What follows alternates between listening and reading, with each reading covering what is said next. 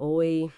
Hoje a gente mergulha num texto bíblico bem forte, o capítulo 4 de Oséias. Ele já começa assim com uma mensagem direta do Senhor para os israelitas daquela época, né? Exato.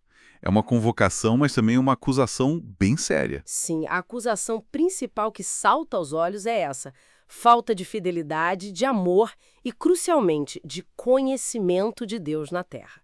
E aí o texto descreve um cenário bem sombrio, né?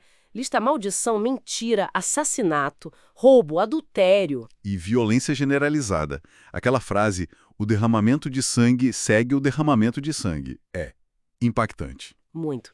Ok, vamos tentar desembrulhar isso um pouco. Uma coisa que me chama muito a atenção nesse texto, sabe? É como ele conecta a decadência moral e social com a própria natureza. O texto diz que a terra chora, que todos os que nela habitam desfalecem. Isso inclui animais, aves, peixes. Nossa, é verdade. É fascinante, né? Ver essa ligação tão explícita, séculos atrás, entre o comportamento humano e, digamos, a saúde do planeta. Um tema super atual. Super atual e já estava lá. E a crítica ela não para no povo em geral, né? Parece que o texto mira bastante nos sacerdotes também. Ah, sim. A crítica aos líderes religiosos é pesada. Diz que eles também tropeçam, pecam. E tem um ponto interessante: quanto mais eles se multiplicavam, mais pecavam. Trocaram a glória por algo vergonhoso, diz o texto.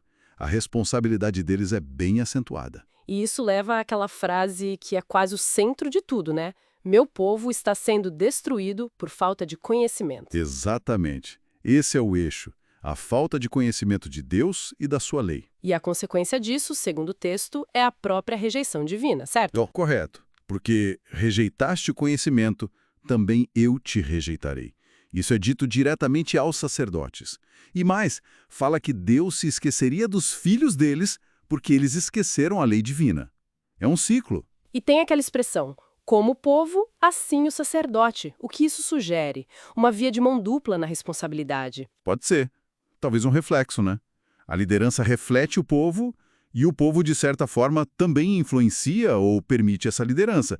Se a gente junta tudo, fica claro esse ciclo. Ignorância ou rejeição do conhecimento leva ao pecado, que leva à punição ou rejeição divina. Um ciclo vicioso mesmo. E essa falta de conhecimento, essa infidelidade, ela se manifesta de formas bem visuais no texto.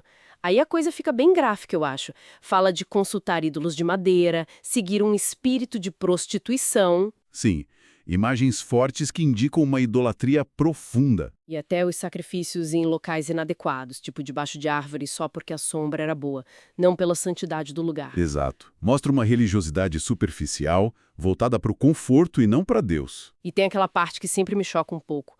A orientação para não punir as filhas e noras adúlteras porque os próprios homens estariam se envolvendo com prostitutas cultuais. Né? Essa parte é complexa. Provavelmente se refere a rituais pagãos de fertilidade da época. Mas o ponto principal é mostrar uma infidelidade generalizada que contamina toda a estrutura social.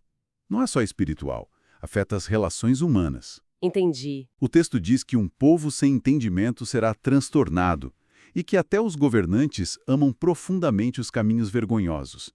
A corrupção parece vir de cima também. E é nesse contexto que vem o aviso para ajudar, né? Para não seguir o exemplo de Israel, para evitar lugares como Gilgal e Bet-Aven. Esses eram centros religiosos que aparentemente se corromperam. E a metáfora de Israel como uma novilha teimosa. Bem descritiva. Sim. Ilustra essa resistência a seguir o caminho de Deus. Levanta aquela questão, né? O equilíbrio entre a responsabilidade do grupo e a culpa de cada um. E o texto vai ficando mais duro. Chega a dizer sobre Efraim, que era uma tribo importante. Efraim está entregue aos ídolos. Deixa-o. Quase como se Deus dissesse, ok, por agora não tem mais jeito. É um momento de aparente abandono, né? Uma consequência extrema dessa teimosia. E o capítulo fecha com um aviso final bem sombrio. Um redemoinho os levará, e os sacrifícios deles só trarão vergonha. Uau! Então, juntando tudo isso, qual seria a mensagem principal que fica? Olha, sintetizando, Oséias 4 é um alerta muito sério, né? Mostra as consequências devastadoras pessoais, sociais e até ambientais, como a gente viu, que vêm quando se rejeita o conhecimento de Deus e a sua orientação.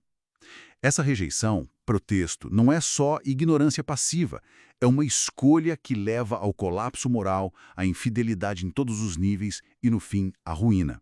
É um retrato forte da desintegração causada por essa falta de conexão com Deus. Isso nos deixa com uma reflexão importante, eu acho, vinda direto dessa ênfase do texto no poder destrutivo da ignorância, do conhecimento que é rejeitado.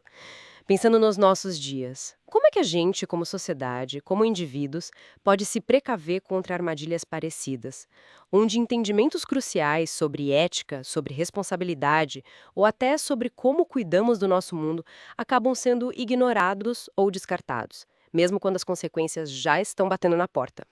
Fica aí a questão para a gente pensar.